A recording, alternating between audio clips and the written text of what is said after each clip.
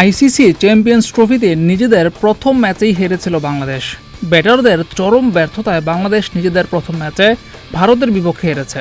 এই হার বাংলাদেশকে গ্রুপ পর্ব থেকেই বিদায়ের পথে ঠেলে দিয়েছে।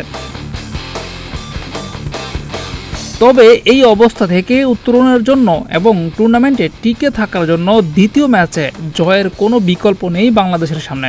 কিন্তু এই ম্যাচের আগে পিচ রিপোর্ট বাংলাদেশের জন্য দুশ্চিন্তার কারণ হতে পারে। বাংলাদেশ প্রথম ম্যাচটি খেলেছিল দুবাইতে। সেখান থেকে দ্বিতীয় ম্যাচটি খেলার জন্য উড়ে আসতে হবে পাকিস্তানে। দেশটির রাওয়ালপিন্ডিতে অনুষ্ঠিত হবে এই ম্যাচটি। রাওয়ালপিন্ডির পিচ ব্যাটিং বান্ধব, তবে স্পিনাররা কিছুটা সুবিধা পেয়ে থাকে এই মাঠে।